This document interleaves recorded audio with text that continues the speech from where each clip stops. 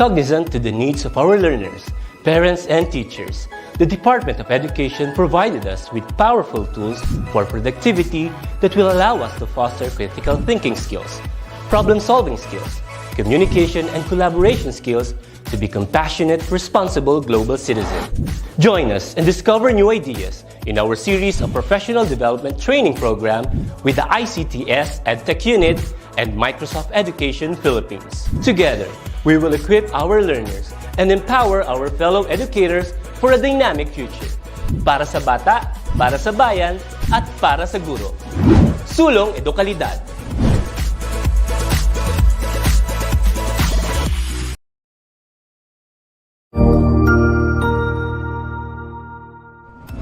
Magandang araw, Sir Wilbur po, at your service.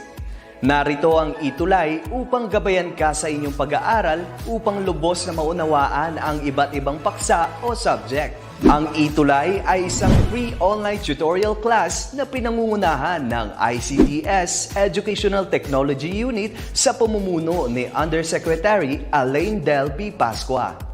Ang programang ito ay hindi lamang para sa mga bata, kundi ito rin ay magsisilbing gabay sa mga magulang at mga guro kung paano nila ituturo o gagabayan sa bawat asignatura ang kanilang mga anak o mga estudyante. Sa kasalukuyan, ang self-learning module mula sa rehiyon ng Calabarzon at kilala sa tawag na pivot ang ginagamit sa ating ETUlay online class. Kaya ano pang hinihintay ninyo? Ihanda na ang inyong mga ballpen o lapis, papel o kwaderno at samahan kaming itulay ang pagkatuto para sa bawat batang Pilipino. Sama-sama tayong magtutulungan para malampasan ang mga hamon sa panahong ito. Halina't matuto kasama ang inyong online tutor sa oras na ito.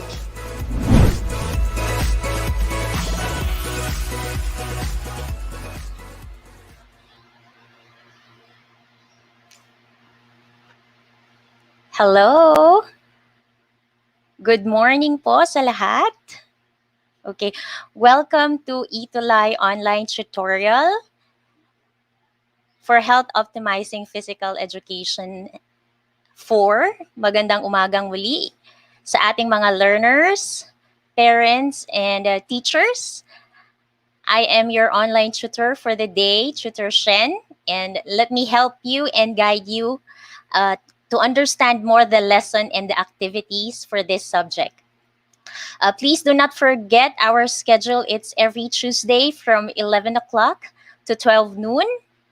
And also, sa screen po natin, no, please do not forget to like and share the following Facebook pages for you to watch ETUlay online tutorial. So please like and share DepEd Edtech Unit, DepEd Philippines, and DepEd Tayo. Also, you may also subscribe to the following YouTube channel. So we have there DepEd Edtech Unit and then DepEd TV. Let me take a quick shout out po sa ating mga viewers. Good morning po, Tita Gladys P. Ostol Aquino. Yes, from Teresa Igot, mabuhay. Good morning, Teresa. Good morning, Nov Sagabain Ramos. Also to Gladys P. Ostol Aquino. Magandang umaga po. Welcome, Mr. Norman Agulan. And also good morning to Grace Pedragosa, watching from Santa Petronila Primary School, Tapas East Division of Capiz, Region 6, Western Visayas. Magandang umaga po. Welcome, Ms. Girly Luzbez, okay, from Del Pilar National High School. Good day to Vilma Mondares, Austria, from Turok, from San Carlos City.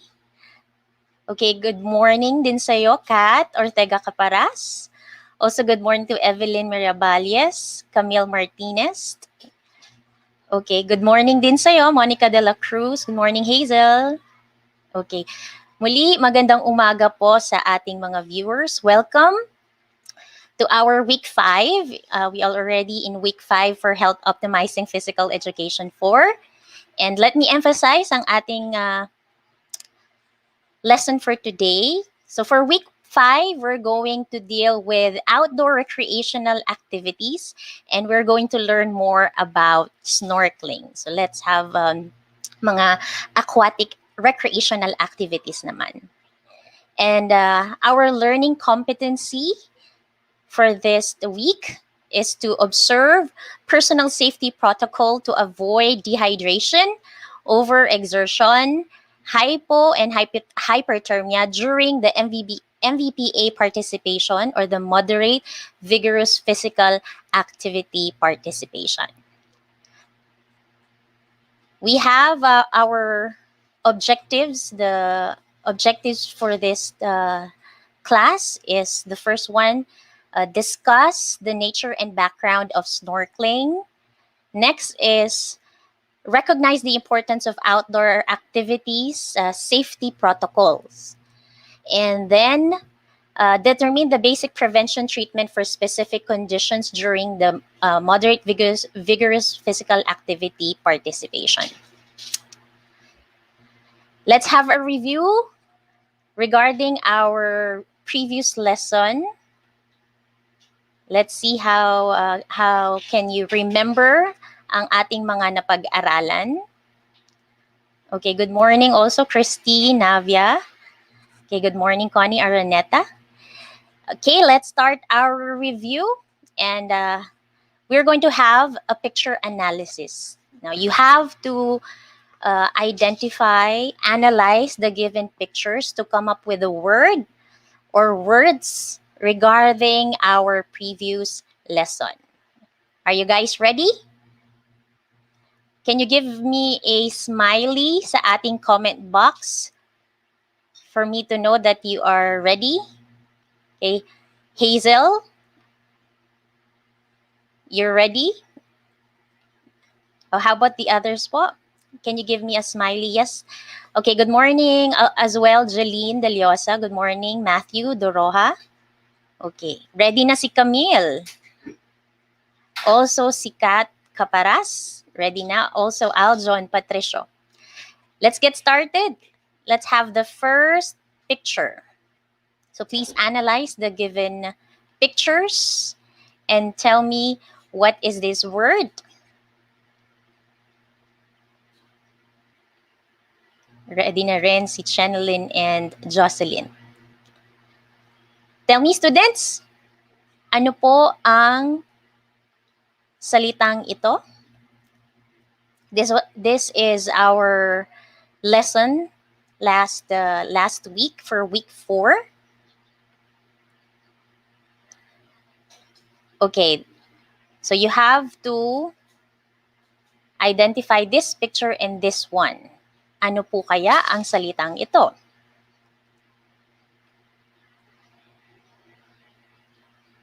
Okay. Yes, ang sabi ni Angelica Joy de la Cruz, it's camping. All right, so we have there the cam, yeah, from the word, and then the ping. Very good as well, Camille and Kat.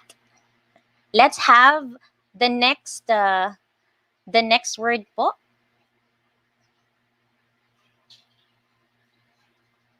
We have there 5 pictures. Now, do you try to analyze what is this word if we combine the following pictures? Okay.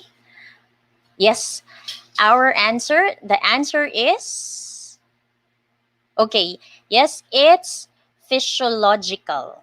Okay, the fish, and then the word show. So for the word lobat, G, and then calories, the cal. So that's physiological. Since we deal with physiological indicators last week. So tama na naman ulit si Kat. Okay, let's have the third picture. Okay, 2 words.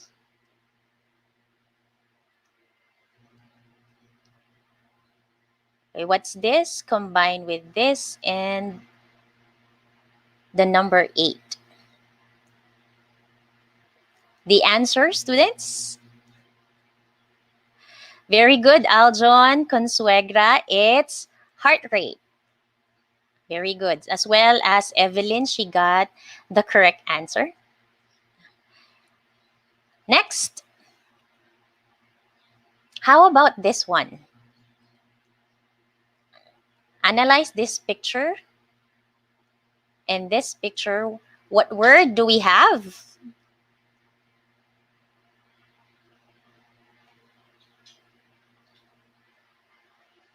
Yeah, let me see. Paki-chat po sa ating comment box. Okay. Ang answer ni Camille and Evelyn tsaka ni Hannah ay pacing. Very good. So we have there pay and then sings. So that's also one physiological indicator that we have learned last week. Okay. How about this one?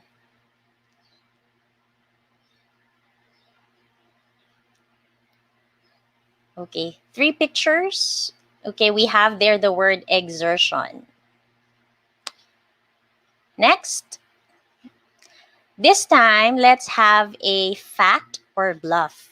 So from the given statements, I want you to identify if the given statement is a fact or a bluff. Let's start.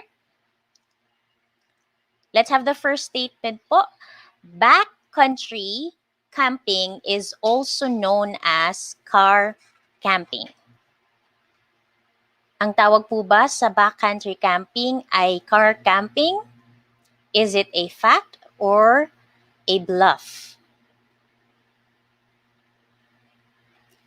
Okay, ang answer po. What's your answer? Please type in your comment box. Sabi ni Shirley Zamay Tumaneng, it's bluff. Okay, that is correct. Kasi po, ang car camping is known as the front country camping. Yes, that's correct. So same thing with Angelica. Tama po. It's a bluff. Next, age is a factor in knowing your resting heart rate and maximum heart rate. What's the answer?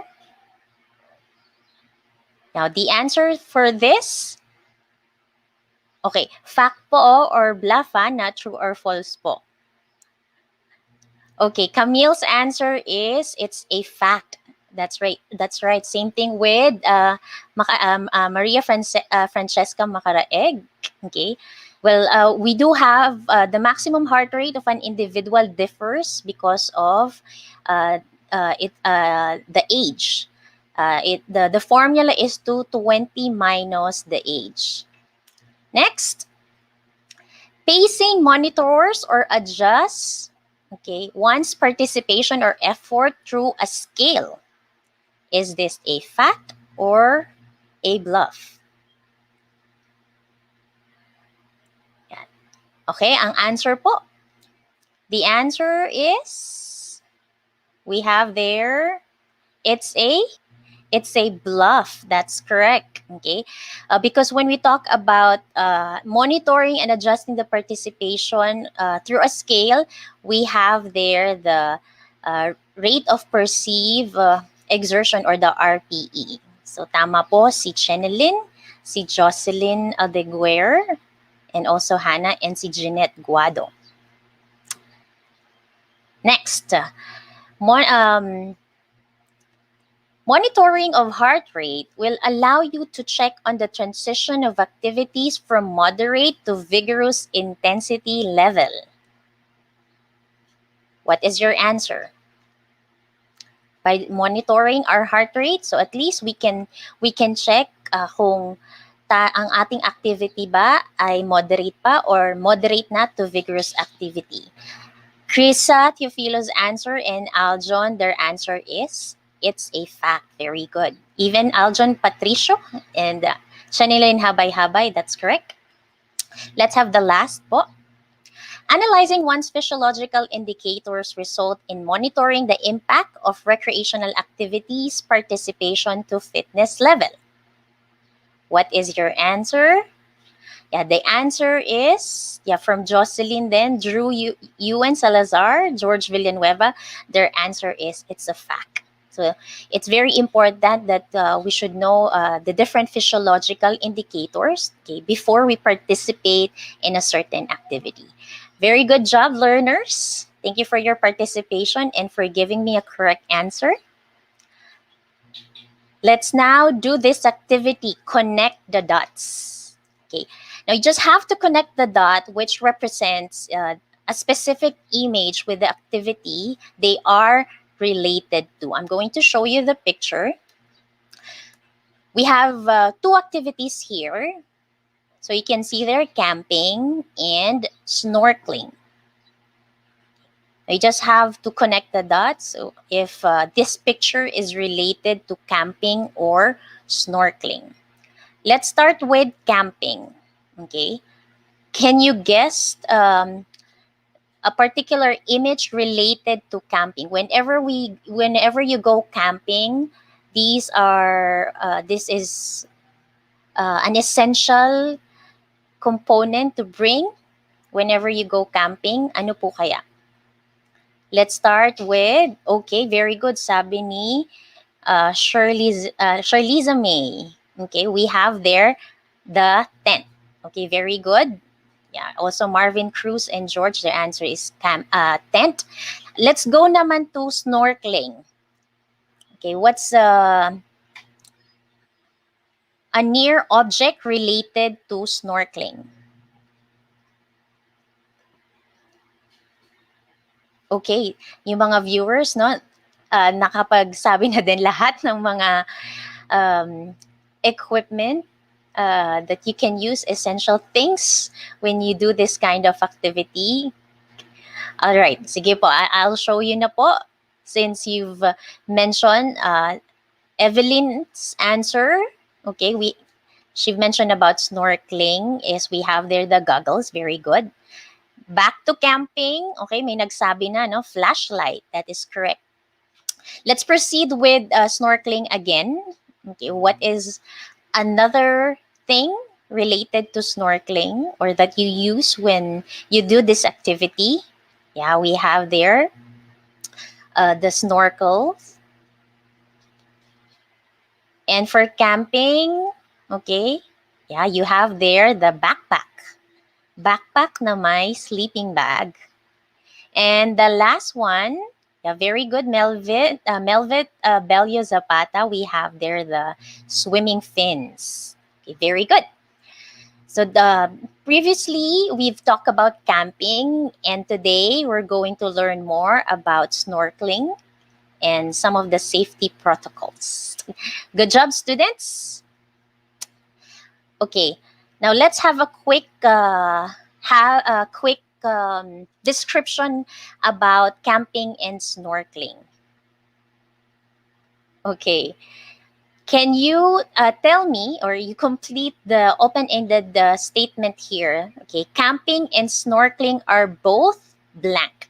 Okay, you can tell me the similarities. Ano kaya ang pagkakapareha ng camping and snorkeling? Okay, they are both. Yes, that's correct. They are both recreational activities. Very good, Hannah. Aside from that, very good, Angelica. Yes, it's an example of outdoor activities. Sabi naman ni Shirleyza May, they are both exciting. These are exciting activities. Very good. How about number 2? Camping is different from snorkeling because, let's have number 2 naman. You give the correct answers for number 1. Now, how does camping different from snorkeling?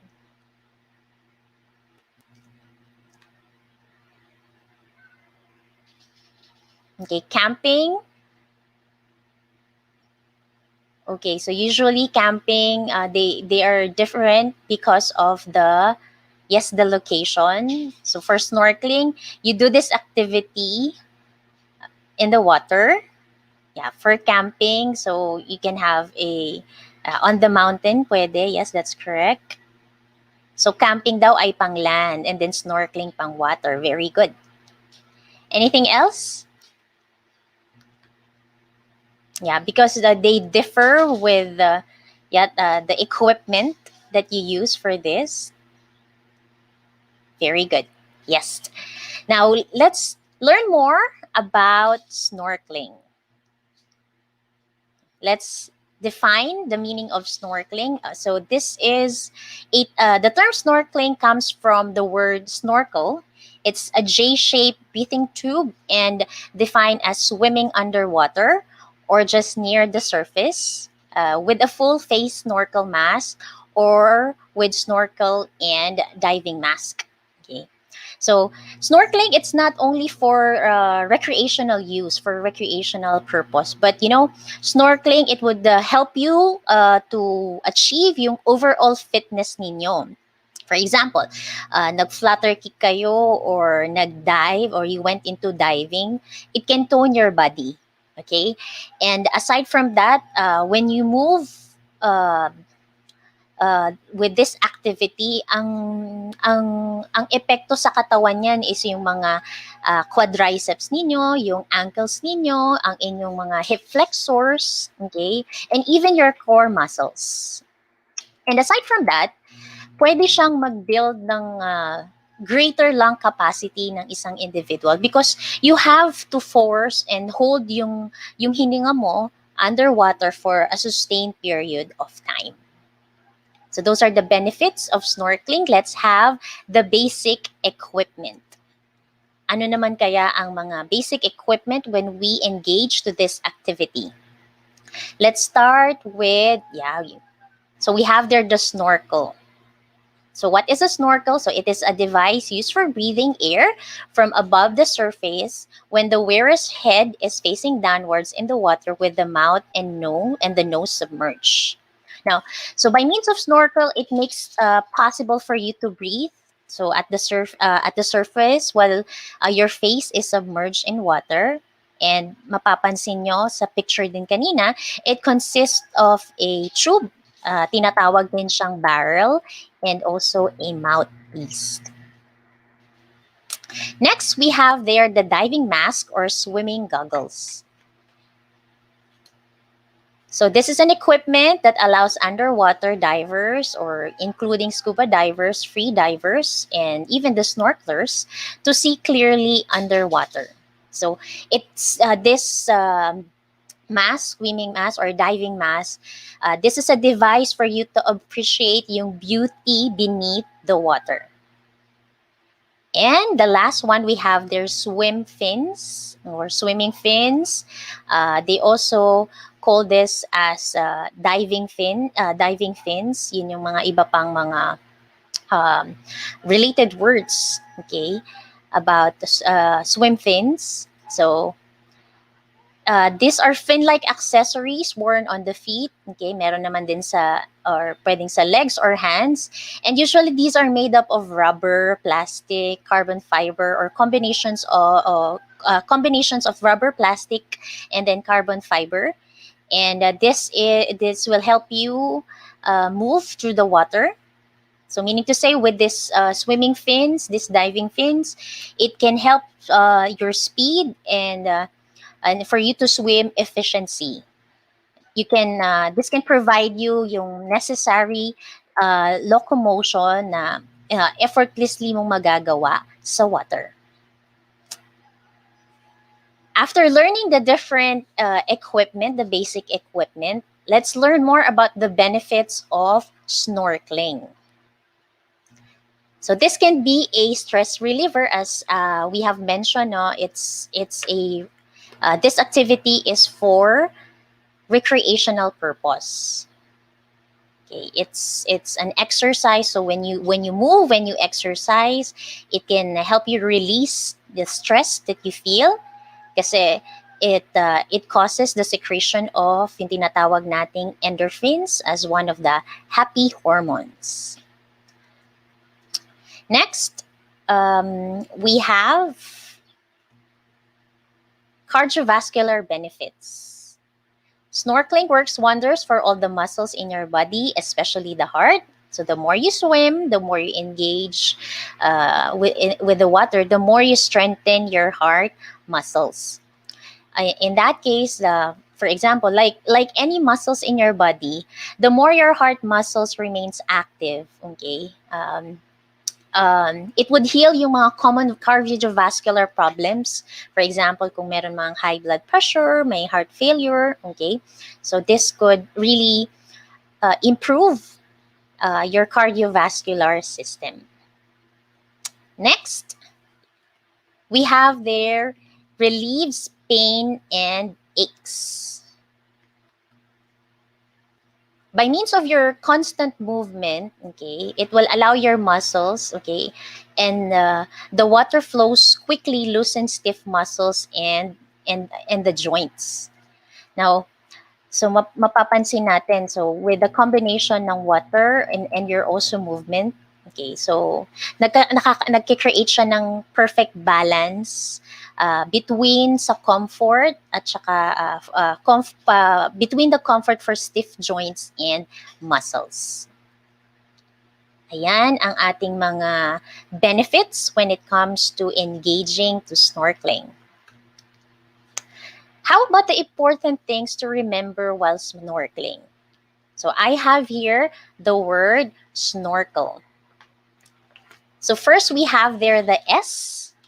Okay, so you have to stay close to shore, especially if you are a beginner. So maaring excited ka, you might misjudge yung capacity at endurance mo, okay? Before knowing na exhausted ka na pala. So as much as possible, stay close. Next, for N, never do it alone. It's better that you have a buddy, a friend, a family member, in case of emergency. So whatever happens, someone is there to help you. Next is one up and then one down. In this case naman, you might have your swimming buddy or diving buddy, but one should stay on the surface while you, for example, is underwater. Well, this is necessary if in case the diver has some problem, the diver has problems and the other one could ask help or seek help immediately.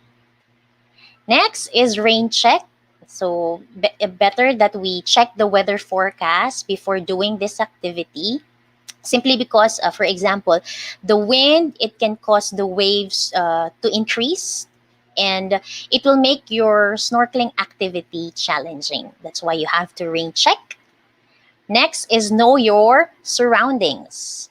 Meaning to say you have to know the area when you do this activity. You can know the tides, for example, and you also have to be careful sa mga rocky shore or even yung mga marine life, no? Kasi baka hindi natin alam with our movements, they can be known to be aggressive. So better now we know the conservation rules and regulations.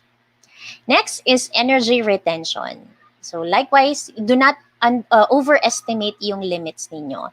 And somehow, to avoid you from being worn out, what you can do is, you may use some flotation device. Okay? May mga tinatawag tayong mga snorkeling vest. Okay? This would help you or aid you to conserve your energy. And the last one is leave them alone. Ano yung leave them alone? This pertains to the marine life. So do not touch marine life, okay? You have to maintain a safe distance kasi sabi ko nga, they can be aggressive or somehow you might damage yung habitat nila or you might hurt the marine life. Okay? So I hope you will remember this important reminders or these tips if you plan to engage in a snorkeling activity. Now, when we engage to certain activities, likewise with snorkeling or other recreational activities, there might be bodily conditions that will occur during the participation of a moderate and vigorous activity. So actually, we have the first one, okay, is dehydration.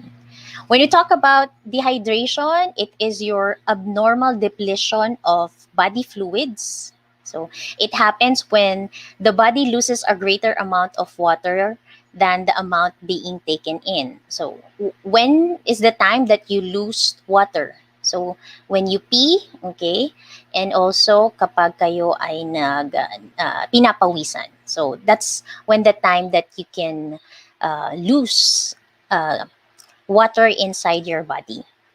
Now, you have to remember, okay, also, um, when it comes to dehydration, well, anyone may become dehydration. And also, well, especially, depende kasi din yan sa activities na iyong ginagawa. Okay?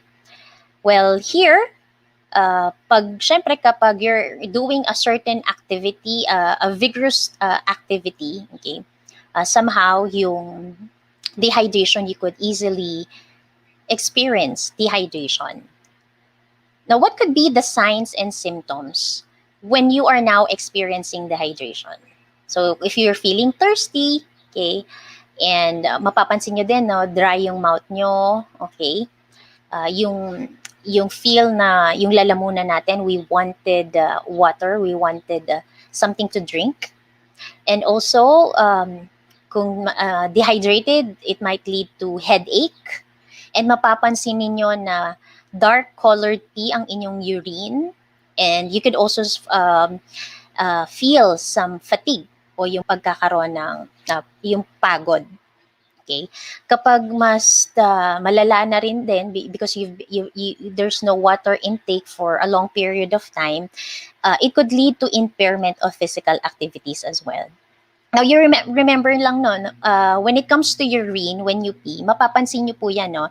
You can also check that if you are dehydrated or still hydrated. Now, kapag lighter color po ang inyong urine, like lemonade, for example, no, meaning to say you are hydrated. But if darker color na siya, as what we've mentioned, like yung color ng apple juice, okay, meaning to say you are already dehydrated. So these are the signs and symptoms. And with the signs and symptoms, let me have some prevention. Okay. So for you to prevent dehydration, especially what you need to do is you just have to drink water, okay, throughout the day, including at meals. Okay. That's one. And also you have to eat foods high in water. So there are fruits and vegetables that high in water. And also, especially if you have to engage to an activity, if you're gonna drink something, drink liquid, better na water or some of mga electrolyte drinks instead of drinking yung mga soda or caffeinated drinks. And also, sabi natin, you have to check your urine. So in that case, mapapansin natin kung hindi rin kayo naiihi, meaning to say, okay, you are also leading to dehydration. If in case, okay, this happens,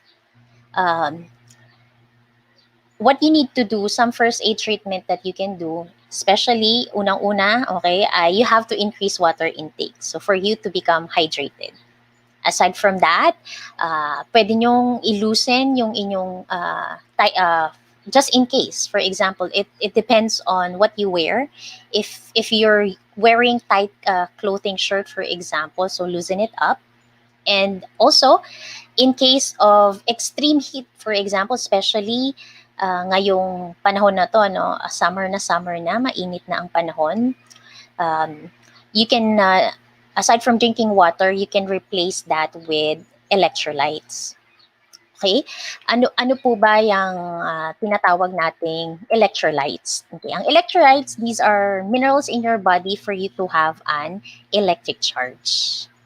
Okay? Next is, pangalawa, bodily condition. Okay, when you engage to moderate or vigorous physical activity is the over-exertion. So what's the meaning of over-exertion? It occurs when you push yourself beyond your physical limits. And what will be the effect on that? So that will result in pain, inflammation, or other injuries. Okay. Now, for over exertion, meaning to say, it's like you wanted to do this kind of activity, not knowing hindi na rin kaya kasi ng katawan. Now, if in case you still pursue this kind of activity, it might lead to ito yung mga signs and symptoms niya. So it can lead to pain, since from overexertion we have there the word overuse, gamit na gamit na. Okay, that's the first common sign is pain. Okay, when you do such movement, okay, you feel pain, right, or uh, you feel achy, okay, somehow meron siyang mga tingling sensation na nararamdaman, okay, so that's one sign. And the other one is overuse injury. So meaning to say there's a repetitive strain injury. Now, slowly over time, it would lead to some syndrome, mga for example, depende sa kind of activity na ginagawa mo, carpal tunnel syndrome, okay?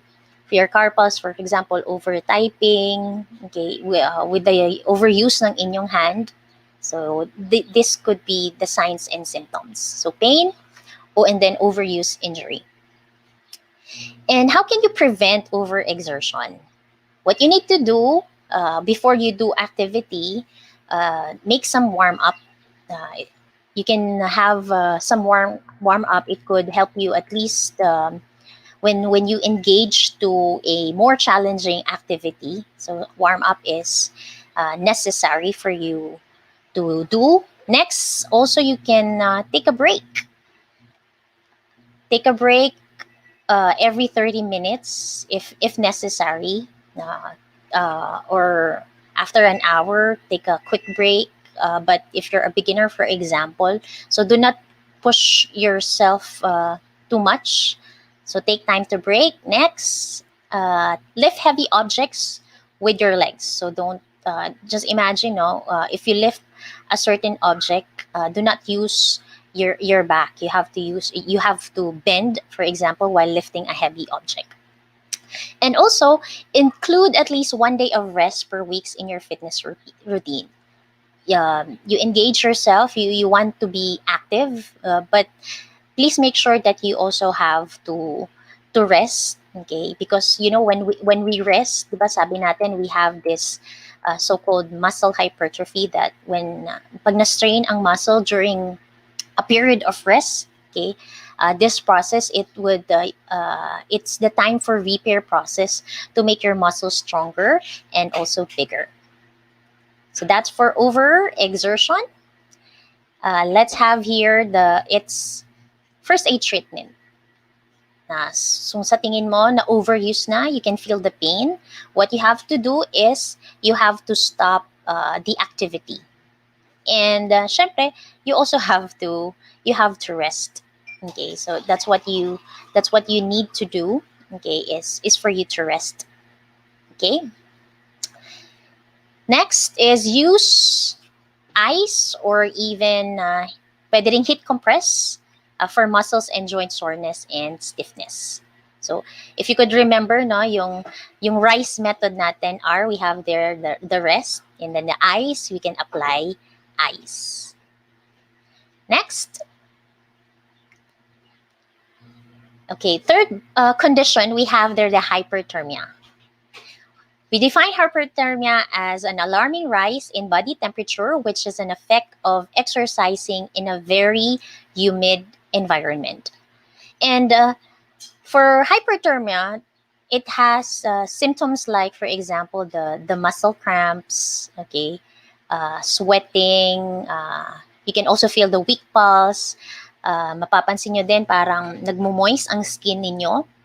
You can also feel the dizziness. You might experience a shallow breathing, and pag medyo mas malala, this would lead to high body temperature, flushed skin, okay, parang yung namumula, mainit, again, then altered mental state, We have there the altered mental state, behavior, and also the mental your mental state and behavior. When it comes to hyperthermia, kasi we have there the mga stages ng heat illnesses. So we have the heat cramps, heat exhaustion, and then also the heat stroke. Okay, so heat cramps usually that's the earliest sign of heat illness. This might lead to loss of salt in your body due to perspiring o masyado tayong nagpapawis. Okay, or that would lead sa painful and involuntary muscle spasm. When it comes to heat exhaustion, uh, there is a loss of salt as well in your body due to excessive perspiring, perspiration as well, and we can you can also experience mas serious siya compared to heat cramps. Okay, mapapansin you can experience, well, you can there could be a distinction when it comes to heat exhaustion and also heat stroke, kasi kapag heat stroke, they say it's a medical catastrophe and this would require immediate medical attention. Let's have some prevention about hyperthermia.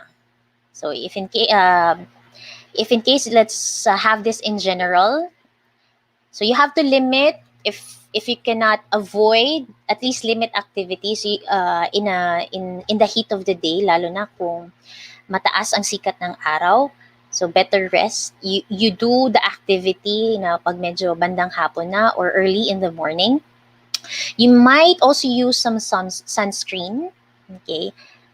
And also wear cotton next to skin.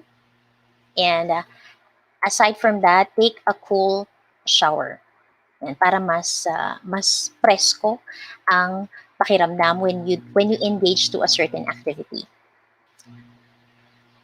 In terms of first aid treatment, so these are stages. They might differ, but they have similarities as well. Especially kapag heat stroke, it would be requiring an immediate medical assistance.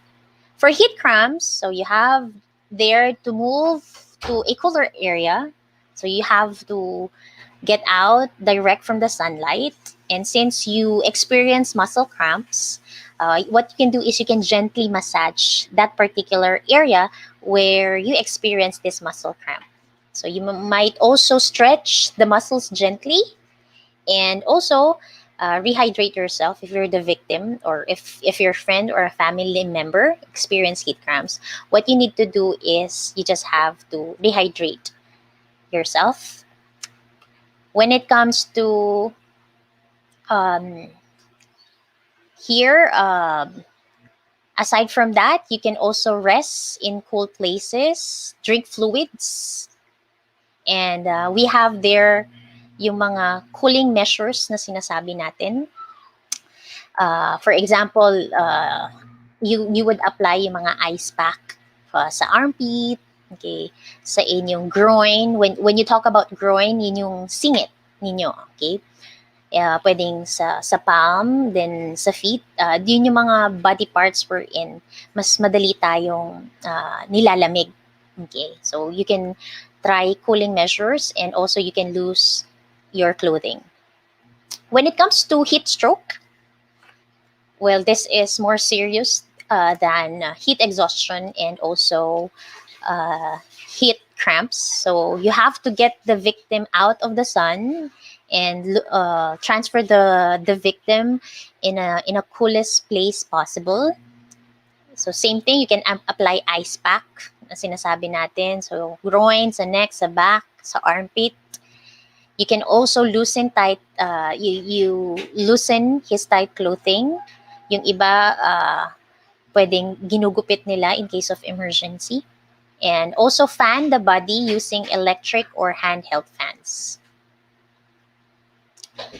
The last one we have there, the hypothermia. This is the opposite of hyperthermia. So this is a condition of having an abnormally low body temperature, okay, caused by cold. It can be wet or windy weather, and the effect is it cools your body at a faster rate than producing heat. Than producing body heat. So that's the opposite of hypothermia. So what is the signs and symptoms? You could also feel dizziness, nausea. It's like you're feeling you want to throw up, okay, or vomiting. And here, kasi nilalawig na, you might have slurred speech, so you have difficulty in speaking. And the tendency when you have to check your pulse rate, you're experiencing a weak pulse. How are you going to prevent this kind of condition? So better you have to check the weather conditions in advance, and also you have to prepare accordingly. You might prepare, for example, the things that you need to at least to maintain your normal body temperature against the cold weather. Also, you can have this layering clothing to trap multiple layers of air. So, yung mga body parts wherein mabilis na malamigan, for example. So for example, you might use a bonnet, okay, a scarf, what else? Mittens, for example, or socks. So to prevent you from being cold. In case of hypothermia, in case of a person is experiencing hypothermia, what you need to do is you have to move the person to a warm, dry place. Okay, you also have to remove wet clothing, and you can also put the individual on a blanket. May mga tawag tayo there are clothing or heat, may mga heat insulation tayong tinatawag, blanket, all right?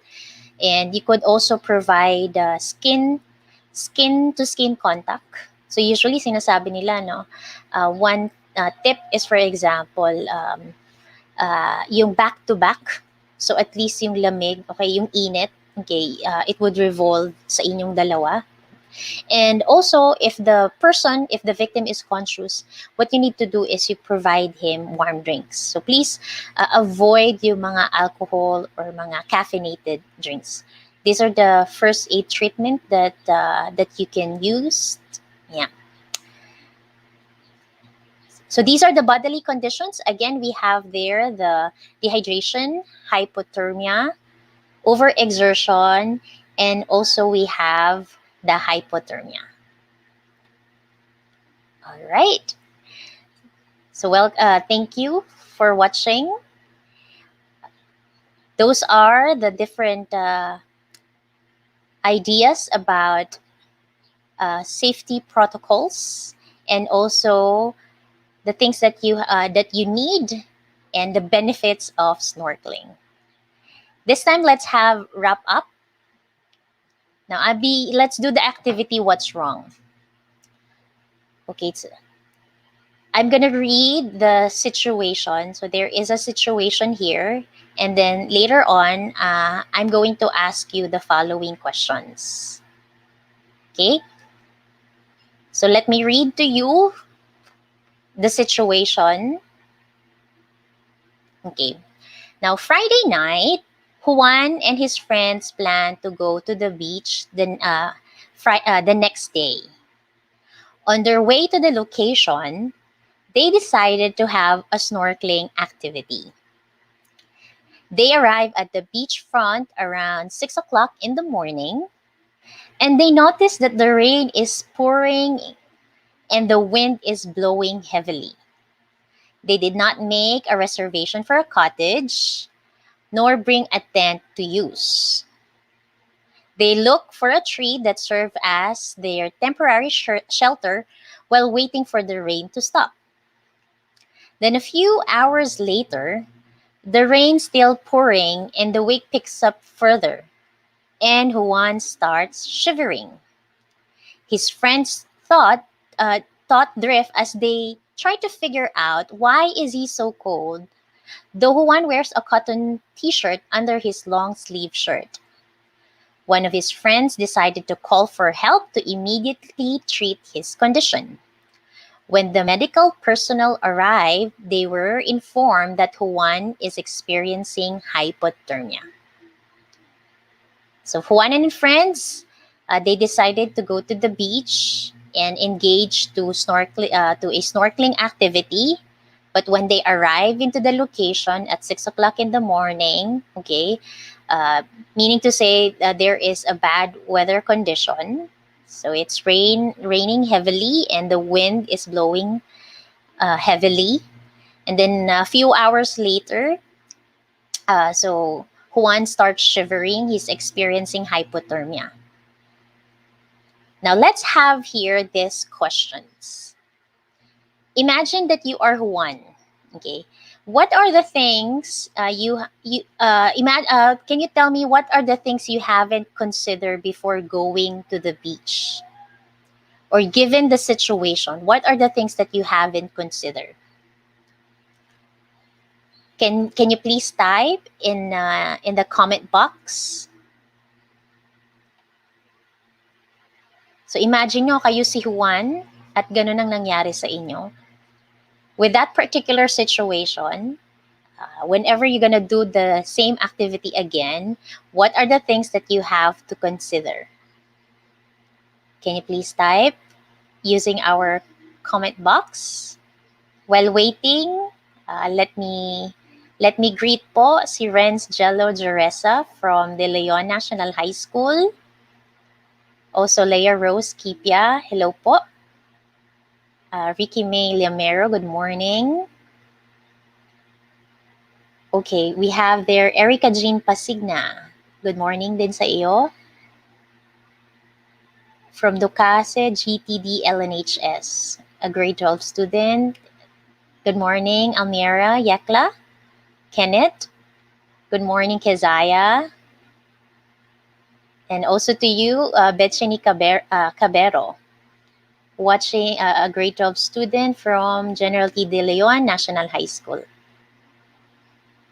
Now, in this case, so I can see the answers po, no? So let's have Francesca Macaraeg. Okay, proper clothing. All right. Aside from that, sabi ni Mercine, they have to check the weather forecast before heading to the venue. That's right. So same thing with Evelyn. They have to check the weather condition. Very good. So many of our viewers mentioned the weather condition. Yeah. So careful planning. Okay. Make some reservations. That's right. Yeah, it's very good. So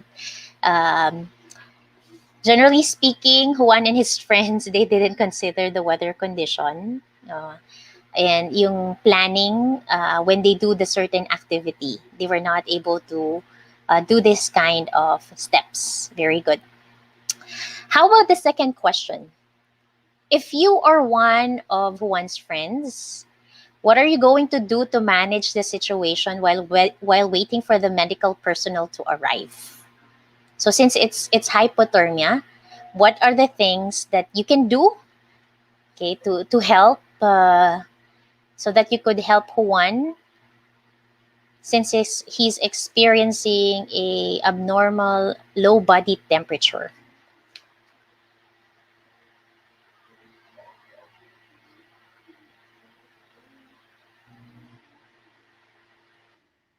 Let me see your answer. Okay, sabi ni Maria Francesca Macaraeg, yeah, move the person to a warm, dry place. Especially kasi they didn't make any reservation. But in that, since they have to look for a certain area wherein they could really transfer Juan to a warm place. That's correct. What else? What could be the first aid treatment to be given to Juan?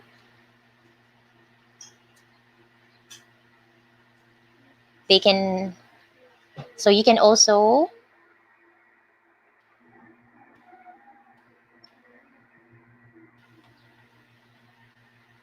Okay, so provide heat. So maaaring you might use heat is insulation device. You may use blanket. Yes, very good. Those are the things that you can use. Yes, that's correct. Give for example, syempre if he's using wet clothes already, you have to remove that wet clothes and palitan mo syempre ng warmer clothes. That's correct. If one is conscious, you might give him a warm drink. Very good. Yes, very good, students. No, so in case, for example, you experience a hypothermia, those are the things that you can do, yeah, to help you and to prevent you from experiencing this kind of bodily condition. Yes, that's correct. Very good. You can also, yes, monitor yung breathing and breathing rate. So if in case his breathing stops, pag medyo malala, so you have to carry out CPR. All right. Good work, students. I really appreciate your participation for today. Again, the topic for week 5 is about snorkeling. I hope you appreciate as well the benefits of snorkeling. Ang sarap magbabad sa tubig, lalo na't mainit ang panahon. And also, very important for you to remember this, bodily conditions, you know the signs and symptoms. Okay, how are you going to prevent it? And in case you are experiencing these conditions, or your friend or family member, at least you know what to do in this kind of situation. Now, thank you so much po sa inyong pakikinig at partisipasyon. And for your comments and suggestions, please email us at edtech@deped.gov.ph. We would welcome all your comments and suggestions. And paalala po ulit, don't forget to like and share and also subscribe yung different links, the Facebook pages and YouTube channel for ETUlay online tutorial. You're welcome, Aljon Patricio. Maraming salamat.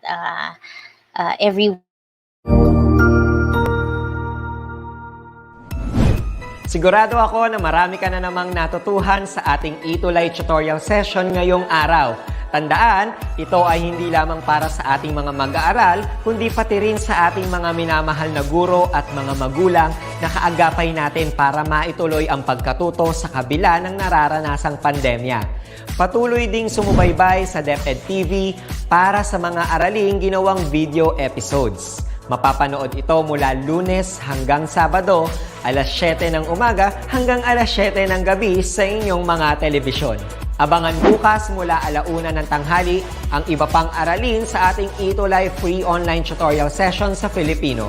I-like and subscribe at manatiling nakasubaybay sa ating ETUlay tutorial session sa DepEd Edtech Unit FB page at Educational Technology Unit channel sa YouTube at sa DepEd Tayo at DepEd Philippines social media accounts. Paalam!